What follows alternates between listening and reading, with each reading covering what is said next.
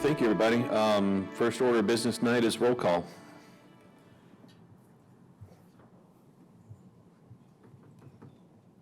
Veronica, could you take care of us there?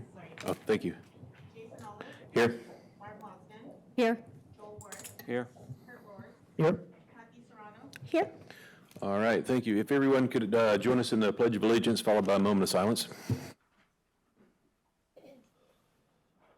allegiance to the flag of the United States of America and to the republic for which it stands, one nation, under God, indivisible, with liberty and justice for all.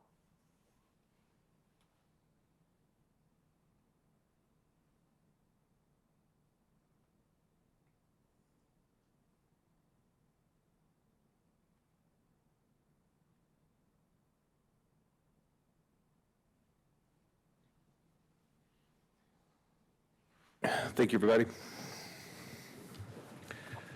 All right, our next order of business is to approve the minutes of the July 12th, 2023 regular board meeting. Could I get a motion? I make a motion to approve the minutes of the July 12th, 2023 regular board meeting as presented. Thank you. Could I get a second, please? I'll second. Thank you. All those in favor, please say aye. Aye. Aye. That motion carries. Next thing we need to do is approve and ratify payroll and accounts payable vouchers. Could I get a motion for that, please? Mr. President, I make a motion to approve and ratify payroll and accounts payable vouchers. Thank you. Could I get a second, please? I'll second. Thank you. All those in favor of approving and ratifying payroll and accounts payable vouchers, please say aye. Aye. Aye. Aye. All right, thank you. Mr. Narducci, is there any correspondence today? President of all of members of the board, there's no correspondence at this time. All right, thank you. And that brings us to your current events. Sure, thank you. I'll just wait for Stephanie to get the PowerPoint going. But President, all of the members of the board, I'd like to highlight a few noteworthy accomplishments since we last met. The National Association of Biology Teachers presented Miranda Thornton with the 2023 Outstanding Biology Teacher Award for the state of Arizona, given annually since 1961 to a teacher from each state in the U.S., the District of Columbia, U.S. territories, and Canada. This honor recognizes a teacher who has made invaluable contributions to the profession, enhancing the teaching of biology. Mrs. Thornton teaches biotechnology courses for the Career and Technical Education Program at Basha High School, where she has been teaching for the past 11 years. In November, she'll be heading to Maryland. I believe the national conference there is to accept that honor for the state of Arizona. So we're very, very excited about that.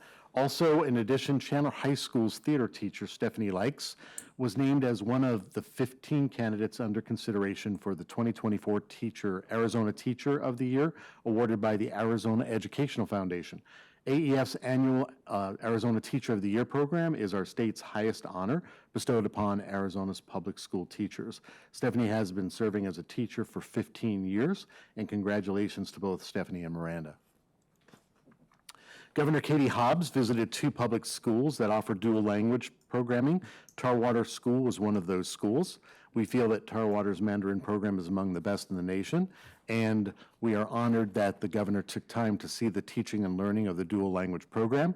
Chandler has and continues to create innovative programs that connect students to multiple pathways to learning and achievement. To do that, programs like dual language programs provide our kids the opportunity and access, which should be available to all of our students. Do you know that Chandler Unified School District office is home of the Karen Clark Art Gallery, which is right outside this boardroom? If you stop by now, you'll see a giant T-Rex, which many of our little kids coming in have marveled over.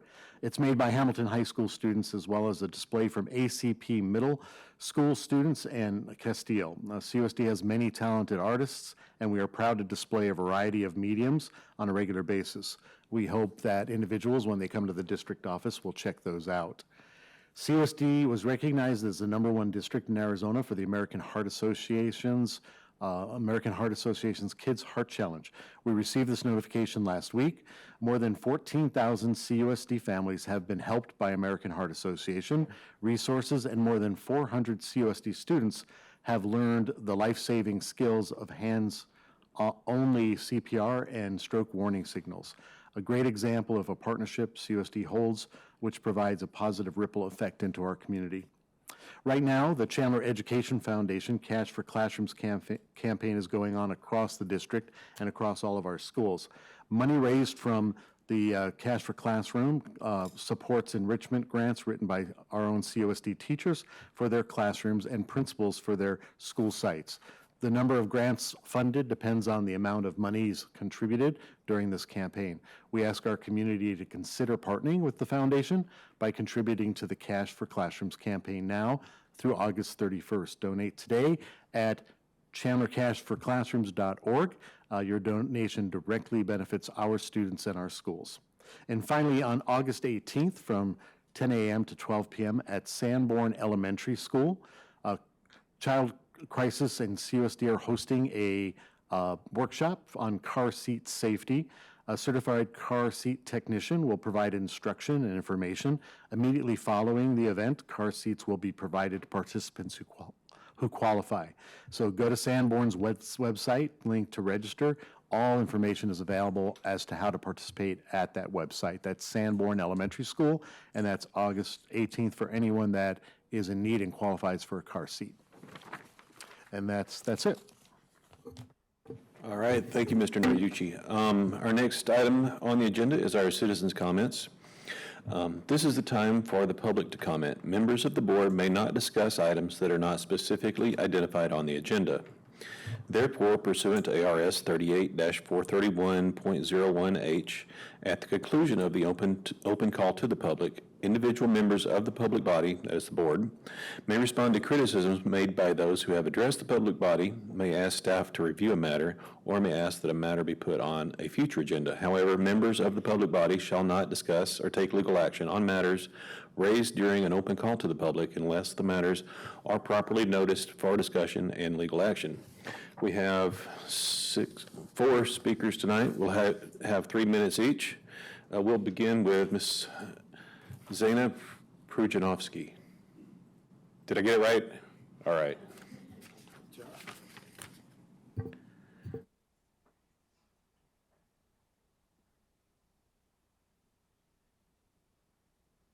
Hello, good evening, board members. Thank you for allowing me to address you this evening. My name is Zena Prujanovsky. I'm a certified teacher in Arizona.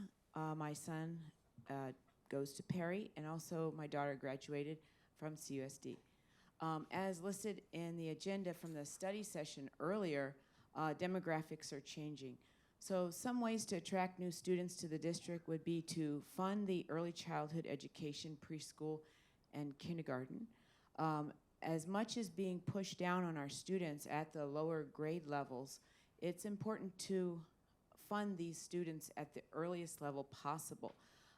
Particularly, I've also taught first grade for 6 years. The smaller class size in first grade are really crucial to providing those students the instruction they need to become confident, fluent readers, particularly in first grade, reducing class sizes. Class size reduction also can help response to intervention, RTI, and accelerate our students as critical thinkers, right? We are doing a great job, but we can do better. Critical thinkers in the area of logic and computer science, particularly. Looking to improving graduation rates, which are success rates for each student. Having more counselors in place to ensure student graduation success should be a top priority because every child is so critical to their families and their futures. And that's just to keep CUSD a district of choice in Arizona. Thank you. All right. Thank you very much, Ms. Prujanovsky. Next, we'll have Natalie Cordova.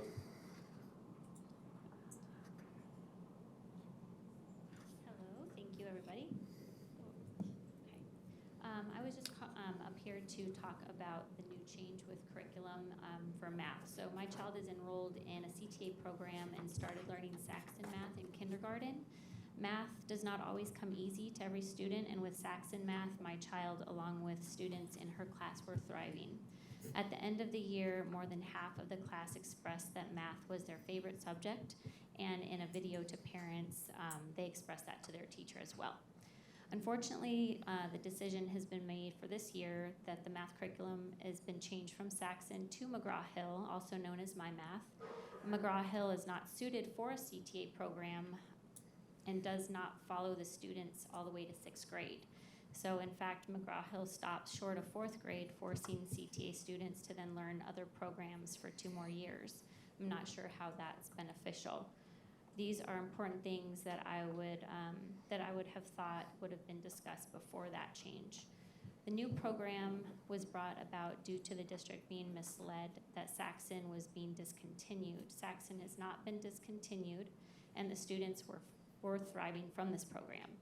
So this has been negative so far this beginning this year for the CTA teachers as well. It has now forced them to teach curriculum that they don't even feel is best for the students. I'm here to be the voice for our children who cannot speak for themselves, and for teachers who want to continue learning have their kids learning with Saxon.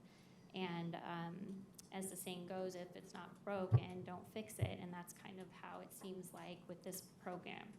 I'm asking that you can make a common sense decision going forward and just allow the CTA programs to continue with Saxon Math, which aligns perfectly with the CTA program, and not force the students to go back and forth from one curriculum to another. The resources are still available, and if we can allow the teachers to use them, that would be great.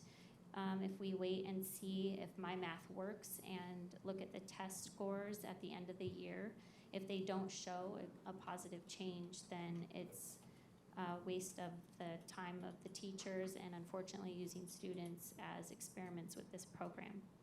Again, I'm here asking you to do what's best for the students. Reconsider allowing the use of Saxon Math, which aligns perfectly with the CTA program and was both familiar and successful 30 among the seconds. students and teachers. Thank you. Thank you, Ms. Cordova. Next, we have Mr. Wingate, Brett Wingate.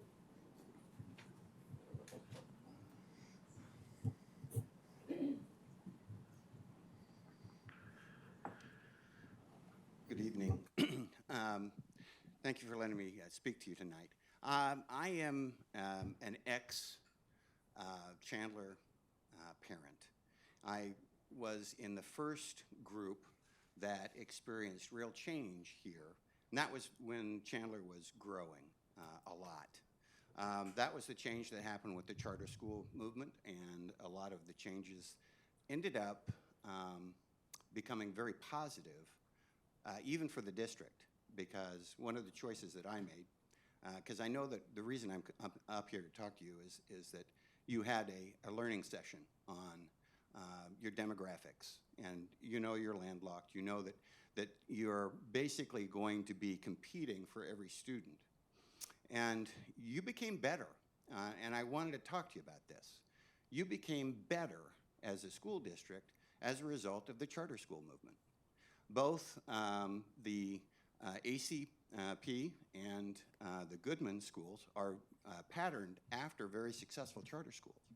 And you adopted those methods and did it in a very positive way that, I mean, I've had a number of parents that I've talked to that have had very positive experiences in both those schools.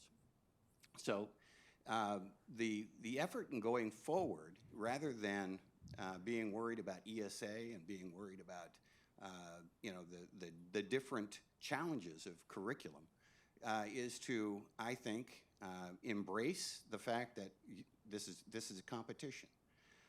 Parents have choices, and the choices aren't just whether or not I send them to a public school or a charter school.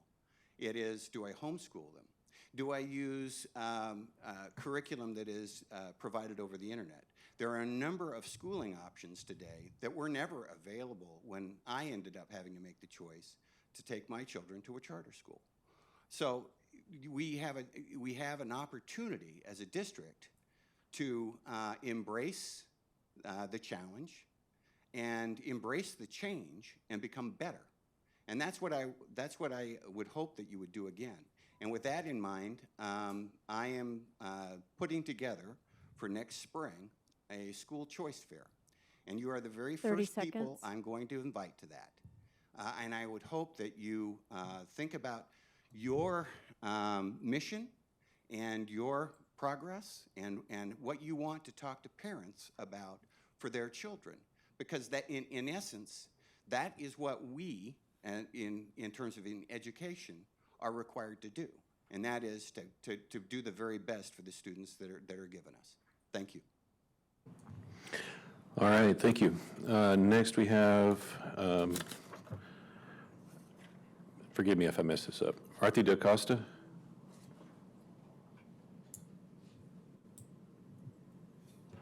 Hi, good evening.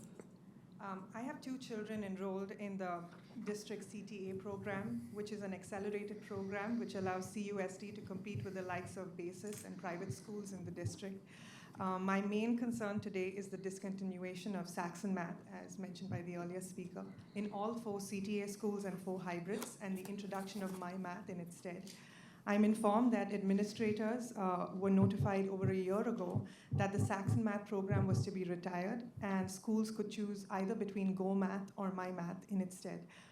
Your competitors like BASIS and homeschoolers kept up with the publisher, and in their official statement in May 2023, the publisher has stated that the program will continue, and Saxon Math is not going to be discontinued, but rather they will extend the curriculum indefinitely. One of the main reasons parents choose CTA is because of the Saxon Math in the curriculum, which is the same offered by its competitors like BASIS, private schools, and hybrid schools. The newly introduced curriculum that's the math is called My Math, and it's a watered-down version of Singapore Math and does not afford children the same mastery and practice of mathematical concepts as Saxon, thus making CTA lose its edge. Most time is spent reading the content of a problem rather than solving the actual problem itself, and there's not enough practice in this particular model. I'm requesting you to consider reintroducing Saxon in our CTA schools. Their competitors are using Saxon, and parents are a fan of spiral learning concepts. I have spoken to many parents at different CTA schools and found that I am not alone in my thoughts and concerns. Many parents are supplementing with Kumon, Mathnasium, and other programs outside of school. Parents should not have to supplement a CTA curriculum to meet district standards.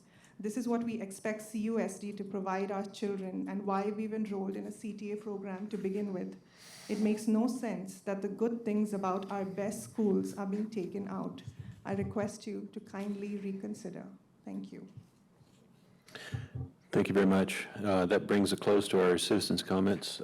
Now we can make a comment. Mr. Nardigi, could you, and it doesn't have to be today, but maybe give us an update sometime soon on the Saxon Math and McGraw-Hill Very issue? well, the curriculum instruction can do that, definitely. Okay, thank you very much, everybody. Next, we get to our consent agenda. Mr. Nardigi, would you mind presenting this for us? President and all of the members of the board, I present the consent agenda as published and posted for your approval. All right, thank you. Could I get a motion on the consent agenda, please? I move the consent agenda. I'll second. Mr. Worth, do you mean you move to approve the consent Well, agenda? yeah. All right, Okay. thank you very much. And I'll second it. So all those in favor of approving the consent agenda as published on board docs, please say aye. Aye. Aye. Aye. Did we get you, Mr. Worth? I mean, thank you. I need to say aye again? Yeah, no, you're good. All right, next we come to our action items. 7.01, Galveston Elementary Early Procurement for GMP2. Mr. Dunn? Good evening, Mr. President, members of the board. I bring to you GMP2 for Galveston Elementary School. The district intends to rebuild Galveston Elementary School. The replacement school will be approximately 72,000 square feet with a capacity for 750 students. A request for qualifications was issued and McCarthy was selected as the general contractor of record. The design and scope are currently being finalized. Given the current market, we would like to procure labor and materials for the structural shell of the new campus in the amount of $9,433,477.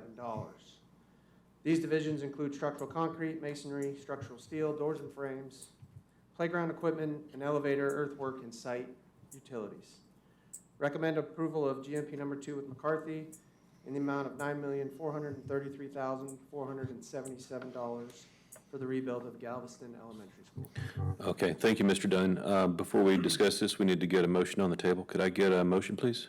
I move that we approve the GMP number 2 with McCarthy in the amount of $9,433,477 for the rebuild of Galveston Elementary. Okay, thank you. Could I get a second?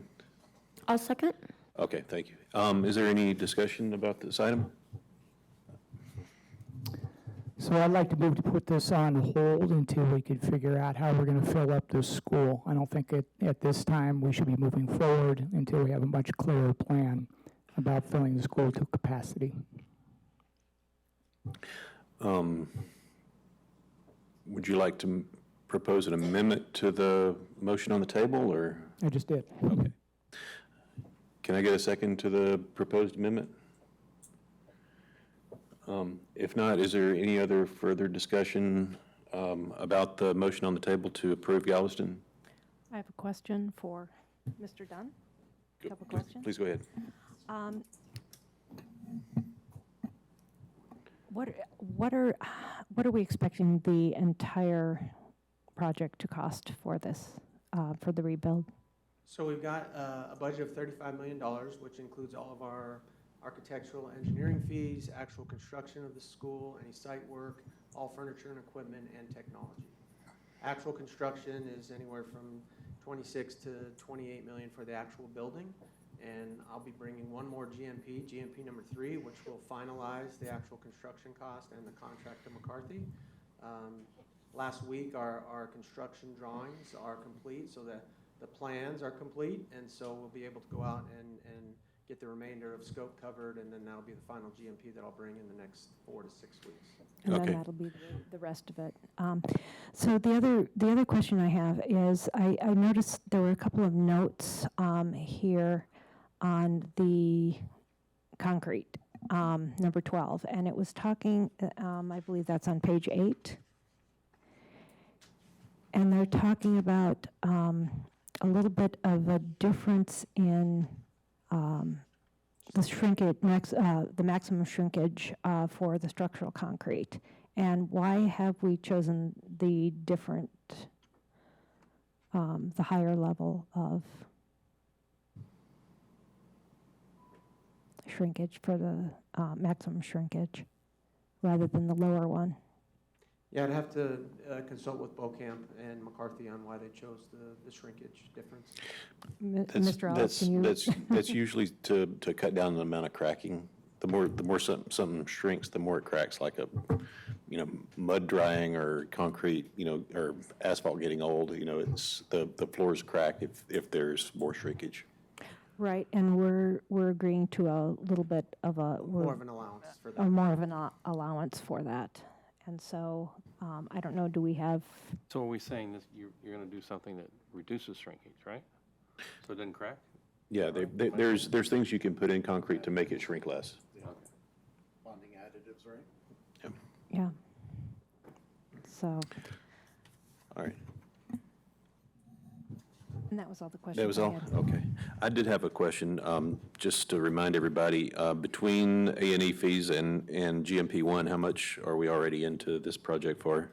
So I think GMP 1 was 1.5 or 1.7 if I recall, and then the 9.4, so 11.1. Okay.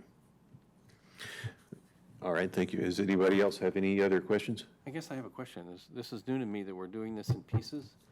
What I remember is just one big Yeah, approval. no, this is a new methodology, multiple GMPs, with the long lead items that we're seeing with electrical gear and HVAC, which we procured in the last GMP. Once the design gets to a phase that we have clarity on those systems, we like to get them procured because electrical gear is 52 weeks at this time, so we need to get that ordered sooner rather than waiting for actual final design. And then As the plans become more clear, the scope gets more clear, we're able to procure those items. All right. Question. Ms. Serrano? I understand that we're approving procurement of labor and materials tonight, but on the materials presented, I couldn't help but notice a description of the areas that will be demo versus salvage. And I was just hoping to get a better understanding. Demo, I directly understand, but when we say salvage, does that mean that that equipment will go into storage to bring back, or what does the salvage mean? Yeah, I think the salvage is just the brand new playground equipment that we've just installed in the last year, so we'll be salvaging that and then reusing it in the new. Reusing it, Yeah, okay, yes. thanks. All right, thank you. If there aren't any more questions, let's entertain the motion that's on the table. All those in favor of approving Galveston Elementary GMP number 2 in the amount of $9,433,477, please say aye. Aye. Aye. Aye. Nay. All right. All right, thank you. The motion carries. Next, we have information items. Mr. Gilbert, the first one is yours. Mr. President, members of the board, please see the attached year-end summary of the out-of-state trips for the students' travel for 2022-2023 school year.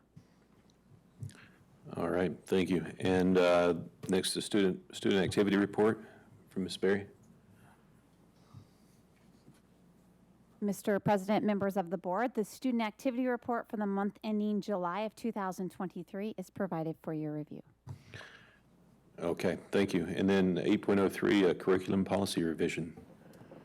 Mr. President, members of the board, Arizona School Boards Association has recommended change to the following policies: Policy IGA, curriculum development; Policy IGD, curriculum adoption; and Policy IJJ, textbook supplementary materials selection and adoption. Textbook review and selection committees are subject to open meeting laws, ARS 15-721 F2 and 15-722 B2. ASBA Policy Services recognizes that there are some groups of district professionals meeting to discuss curriculum and therefore would not be subject to open meeting law. Chandler School District recommends adopting the policies as proposed by ASBA, and these changes are presented as information, and approval will be requested at the August 23rd, 2023 board meeting. Okay, thank you very much. We will discuss that on August 23rd. I just have a question. Go ahead. I thought we were using a different entity to do policies other than School Board Association? Not yet, Not yet? not yet. When does yet? Probably next year, I believe, is what Mr. Narducci said. Yeah. Currently, we're being advised by ASBA at this point. That's correct. It would be next year. Doing our policies, when does a new outfit come on board? We're working with ASBA right now, and then we'll be bringing to you a proposal as we get further into the policy. Ms. Serrano and I have a team going, is that August 24th, to hear the first presentation on from the new policy providers, the trust, and so there's a first workshop on there. So if we did move to a different policy group, it would be for 24-25 or 25-26 if we don't get all of the policy pieces moved. But right now we're staying with ASBA, and then it'll be the board's decision whether we want to move forward or to remain with ASBA. Just as a reminder, I think in the previous meeting, I asked the same question. We went ahead and approved the ASB invoice for another $20,000 or so, Correct. with the understanding that we need to use them for one more year until we're ready to make the switch. If the board decides to move forward with another provider, if you decide to stay with ASBA, we just So to remain. answer Mr. Worth's question, we already paid them, so, or approved. Well, we need a policy provider right now, and so ASBA is our policy provision right now. And we approved the funding. Yeah. So, Mr. Olive, I believe that these policy revisions typically come on a consent agenda rather than on an action item for next year. So I do have a couple questions for Certainly. Dr. Edgar. Could you, it says that ASBA Policy Services recognizes that there are some groups of district professionals meeting to discuss curriculum and therefore would not be open to subject to open meeting law.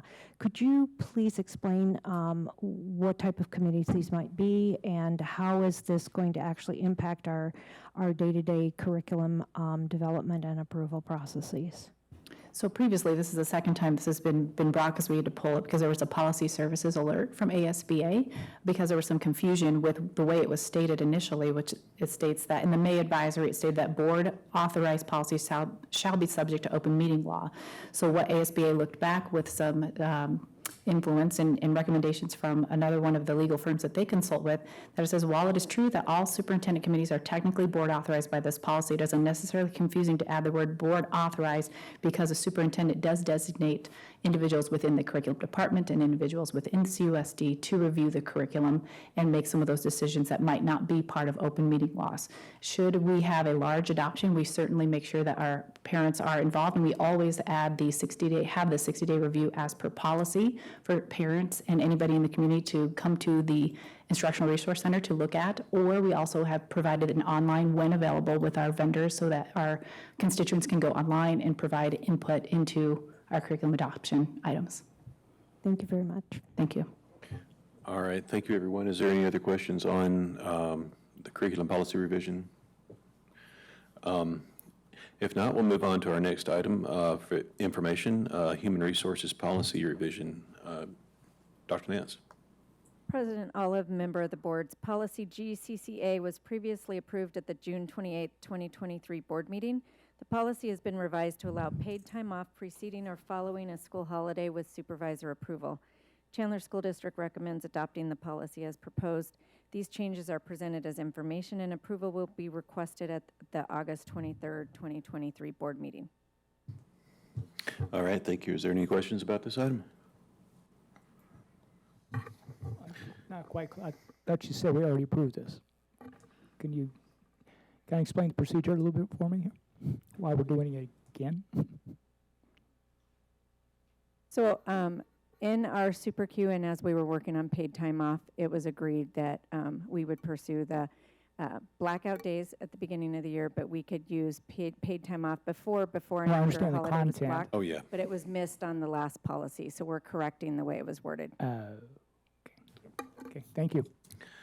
All right, thank you. Yes, I forgot about that part. The next item on the agenda to discuss is the board roadmap, and I don't have internet access right now, but I would like to let all my fellow board members know that we have a few items that you guys sent me. Thank you for sending me those. We're going to work through them. There's a lot of them, so we're going to have to space those out so we'll have time to talk about everything that everybody wanted to. Were there anything else that you can see, Ms. Marsden? I was wondering about our next meeting. I believe that there was perhaps something, I want to say that Mrs. Berry was going to be doing on the budget at the August 23rd meeting that I don't see on the agenda. Actually, there will be a raise. The part from the that we agreed with our workers or our meet and confer group, that will be coming to the board for approval related to the one-time extra additional dollars. So that's more of an action item that will come to you as the governing board. And then the two things we have coming soon are, of course, the annual financial report and then the requirement by statute to talk about the capital plan related to bonds, overrides, past and the future. That's what's coming. Okay. All right, thank you. Does anyone else have any questions about what we got coming up? Then in that case, that brings us to our board member current events. Let's start with Mr. Roars. Mr. Roars, do you have anything today? Yeah. Actually, we had a Rotary meeting at the Sun Lake Rotary Club Tuesday morning. Dr. Gilbert was there, and we went through the new, help me with this a little bit here, mental health initiative on Hope Institute. Is that correct? Which was very interesting, and I thought they did a very good job presenting that. We did have a online meeting, parents meeting that was scheduled for Castile High School that evening. In fact, it was right after that meeting. No parents attended. Okay, so it was very frustrating for the people that really wanted to talk to parents about this, and parents absolutely need to be involved in this. I further found out they had scheduled a in-face meeting at Perry High School previously. No parents showed up for that. Rescheduled it as an online meeting for Perry High School. No parents showed up for that. So if parents are truly concerned about what the district is going to do treating the mental health of their children, they need to attend the meetings. The district is making the effort to reach out to have that dialogue. So I would encourage parents to get involved with this. Now, we have a open house at the Hope Institute at Perry High School on the 25th, I think. August 30th is the ribbon cutting August ceremony. 30th. I would encourage parents to attend that to find out what's going on. Okay, so thank you very much.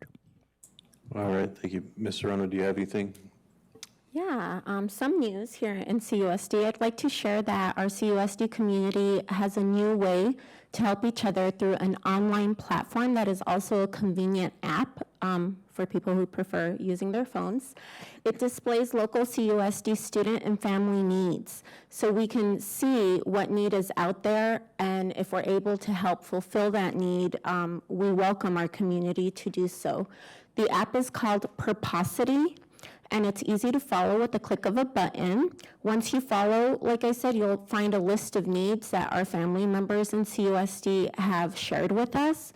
Right now, you'll see anything from like an alarm clock to basic hygiene products, a bike lock for one of our students who takes their bike to and from school.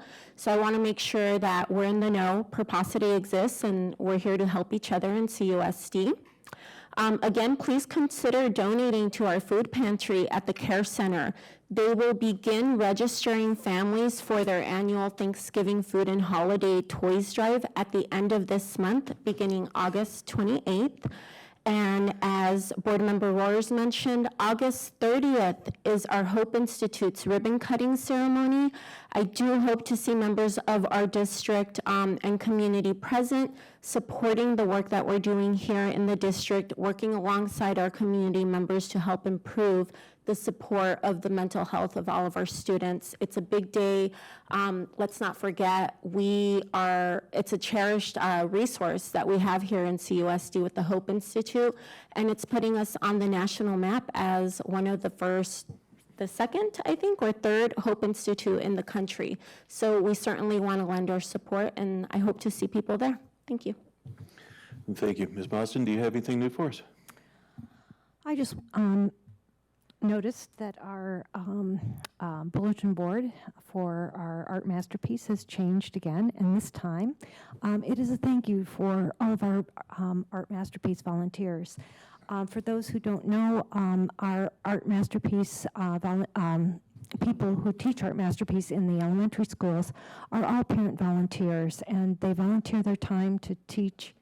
There's 1,000 volunteers that are coming at least once a month to give art lessons to our students.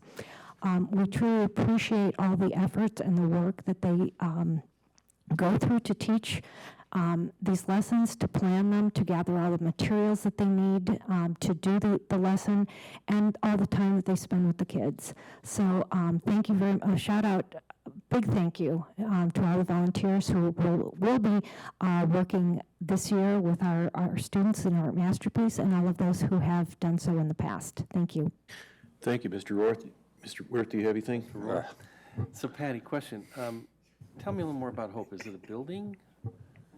So the Hope Institute is a project that the board approved, and we're building our first site at Perry High School. Oh, that's redo the, okay, gotcha. House. I'm good. So maybe I'll see you there, Joe. All right, thank you. The only thing I had tonight was a thank you for parents who are passionate enough about math curriculum to come down and actually talk to us. That's really nice. We are going to look into that. So thank you very much. That's all we have for tonight. Meeting adjourned.